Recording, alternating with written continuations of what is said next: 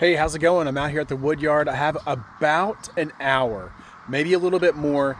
So I thought that I would just practice with the camera and practice filming and kind of showing what I do on a daily basis with the firewood. And we'll just see how it goes. So this is 1 hour in my little wood yard. Oh, the first thing that I have to do is I'm going to stack this wood. You see some of it's in piles. So it needs stacked over there, right there. See where that part is? All right, see if I can do it. All right. I don't know why I started splitting cherry first. Maybe because it has the least amount, so it'd be kind of like the debt snowball. You get it taken care of first and you see progress. I don't know. All right, here's mulberry. Love, love, love mulberry. I discovered it last year when I thought I had some hedge, but it was mulberry. There's a few subtle differences between mulberry and hedge. I think the growth rings are tighter. I think that it's more straight grain than hedge. It looks nicer when it's split. It doesn't have all that milky goo that comes out of it. Uh, it's very, I wouldn't say very light. Like the sassafras is so light, but it is very, very light, which means that it should be drying pretty quick. I need to research that more. All right, I'm over here messing around with boiler wood. Now I'm messing with oak. This run of wood had quite a bit of oak in it. Absolutely love oak, and I think oak is probably the best. I'm always looking for something better than oak, but white oak is probably the goat of firewood in Missouri. Yeah, I think so.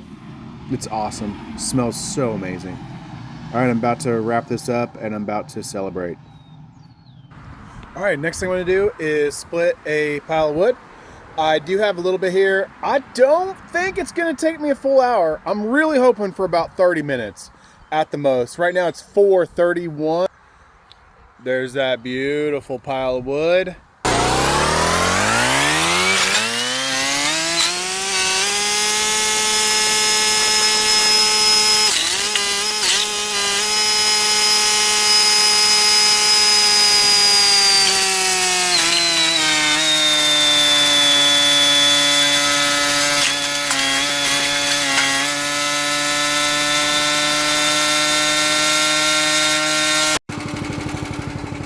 Okay, the first run through I did was boiler wood.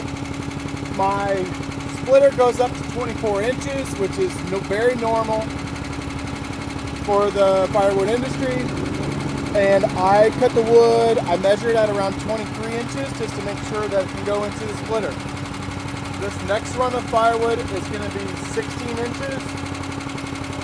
It's going to be various species of wood, and I can actually reduce the height of my splitter, and so it's now at around 20 inches, I believe, and that's what I'll do for almost the rest of it. And then I have some really big boiler wood to split, and so what I'll do is I'll do this at real-time speed, and then I'm sure it'll get boring, and so I want to do real-time speed so that you can see like how fast I move, and then I will go into warp speed time lapse because I'm sure it's going to get boring. Okay, as you can see, I want to load up the splitter as much as possible before I get going. If you have a helper, this is where they come in big time because they can keep loading up the splitter and you can keep working. As you see right there, I do not like how I have loaded the splitter up so much that my right hand was over the top of that other piece of wood. That's really, really unsafe because you cannot move your hand out of the way if you need to move it quickly. All right, back to it. The splits, I love sizes where an elderly person could easily grab a piece of wood with one hand. Uh, and then I love doing fours or sixes or eights. I think this is mulberry right here. It, yeah, see how it splits so easy. And that's one thing I didn't realize whenever you're splitting is I am not going very far into the wood to get it to split. This is kind of a wonky little piece. And the wedge that Power Split has, it's amazing. It opens up the wood really well. It doesn't do this on every type of wood, but there are definitely types where you can split it open well before going through a full cycle. That's one thing I absolutely love about the Power Split. It can just tear through the wood. Trying to see what this is. Probably oak. Yeah, oak is straight grained. Even if it's not splitting it open, you can usually pop it open with your hands. And so that makes it go really, really fast. All right, here we go. We've got ourselves. I'm trying to do a double whammy here. 2 and 1.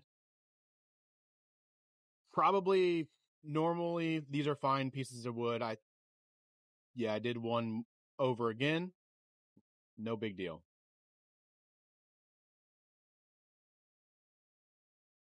That was a piece of hickory, and I'm sorting out the hickory because you can sell it over summer.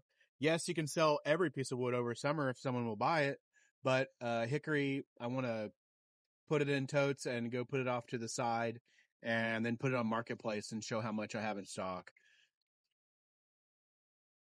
The majority of the wood that is split at 16 inches is oak, and I love oak. All right, we're going to speed it up a little bit.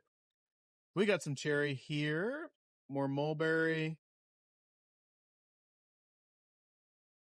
I'm just throwing the hickory over there. So at some point I go stack it.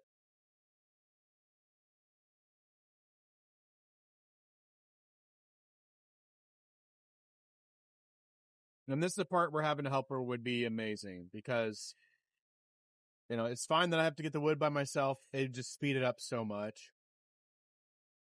I've actually ran this splitter with about 4 or 5 people working this splitter. And so you have people helping load.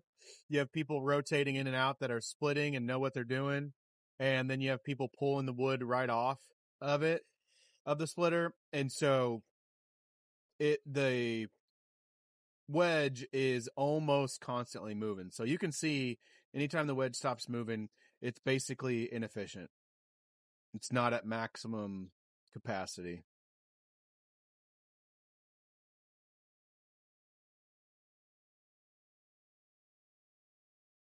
I kind of want to speed this video up even more. But I also wanted to show you like the full scale of what an hour in the wood yard actually looks like. I don't know if people show it that much. Maybe they do. One thing I did not show is I had a few elm pieces that just would not split, and I had to fight. Later on, there is some elm that goes really well, and then there's also some elm that just was absolutely disgusting. I will cut that out of the video, and I might save that for later, at some point, just showing that this splitter isn't perfect. It's not all powerful. It's a 9 horsepower engine. I do believe it has like a flywheel, so it can go even faster. It's amazing, but it does have its limitations. I do believe Power Split has a 13 horsepower, which would have given it a little bit more oomph, but I opted not to get that. Do I regret not getting that? I don't know. I think more power is always better. This thing is extremely fuel efficient, so you don't have to worry about that part of it. And so if it was a 13 horsepower, that wouldn't have really changed the fuel usage dramatically because there would have been, you would have been able to split a little faster. I will say, especially in that elm, running the 4-way wedge, absolutely not going to happen. It's going to be a hindrance instead of a helper. I can show that again sometimes. I don't know when I'll put that 4-way on. Probably have to do like a long run of maybe cherry or something soft, straight grain. But anytime you get into the hickories or the elms, it gets caught a lot and you have to knock it out with a piece of wood, and it's really frustrating. So you might as well just run the single wedge. A huge advantage over the single wedge, so that no one feels sorry for me, is that you can split exactly where you want, and you can be it can be extremely clean, and the pieces are just, like I said, they're just beautiful. It splits beautiful wood. And there's an 8. I think that's an 8. I don't have anything else that's going to be much bigger than 8 pieces. That was a kind of a wonky piece. You see the discoloration. I do have like a waste pile. I was thinking about where to put that. Some of it had ants in it, so I'm just going to throw it in the burn pit and burn it and hopefully kill some of those bugs. But I think the ones that live through the splitting process just go into other pieces right by it, which sucks. But I don't know what else to do except for tarp it and run a bug fogger underneath the tarp. I've not done that yet.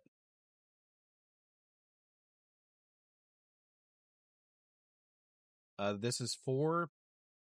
I'm thinking this 4 ricks total is what I had, and maybe a tad bit more. Yeah, you can see a little crazy piece, but then I can, with that single wedge, I can split exactly where I want to split, so I get the maximum quality wood out of that piece, and the crappy part of it, I split around it. No problem. All right, here's some elm. We're dragging some elm over. I think this goes just fine. And I was walking it over there. That was dumb. Then I start tossing it. This is, again, it's boiler wood. It's big. I have had someone that said he'll use it in his fireplace and didn't care that it was so big, which good for him. He got some big firewood for an affordable price. But a lot of those people need longer burns. Here we go. So this is horrible on me here. I should have used my saw and cut this kind of that fin off of this piece of wood. And so this made it very inconvenient, to say the least. Yeah. I might stop it here and I might cut this part out and just have a video where I post someday, and it's just frustrating pieces with the power split. Yeah, this is horrible. Ugh. All right, back to it. I'm stacking this up here. I had no intentions of stacking this wood. I usually just pile it in here in this area, and I call this my bulk pile. Reason why I'm even over here anyways is because I'm basically out of totes. I do need to kind of scour for a few maybe, but I'm out. And so I do have about 5 or 6, and those are not customized yet for what I want them for. They're basically like go-getting type totes, and so I don't want to fill those and have them set. And so I do still have a few of those, but basically I'm done with totes and just using those totes to go get wood. So I have this bulk pile, and we're going to stack it. We're going to organize it, I guess, this year. I always love trying new things, and in firewood, you can try new things every day. Every day. Every time you're out in the wood yard, every time you're cutting wood, whatever, you can always try new things. It's constant growth, and you got to record what you're doing so that you can remember what works best. That's something I'm horrific at. Yeah, you see me there kind of stretch my back a little bit. When you're stacking, it's on your back a lot of bending over, which some would argue is absolutely not worth it. Split the wood, put it in a pile, and go about your day. You know, if someone comes to get that wood and they want a rick of wood, then you just throw it in their pickup truck and you know what a rick is. If you want to deliver, same thing. You can stack in the back of your truck. You can do the math. But I don't know. I kind of want to stack just so I know what I've got or have a better idea and just be a little bit more organized. I'm tired. It is 5:30, so I did not get all the wood stacked. That elm was horrible. I'm going to take you over there and show it to you. Horrible. It was just almost like splitting apart, and I just was not really getting good pieces on that. So you can see some of it over there. So it lives to fight another day. And anyways, we'll figure that out. So in that, I did a trailer load in one tote. There's the waste from that. That's stuff that may have ants or was deteriorated. It's not much, but it is part of it. And here is my stacked out piles. This is one, like I said, one trailer load and one tote. And then you have hickory there. So that's it. That's what I do. I kind of come home, run and work in the wood yard, and I try to get everything in the wood yard split, so then my next adventure is going to get wood. Have a good day. Bye.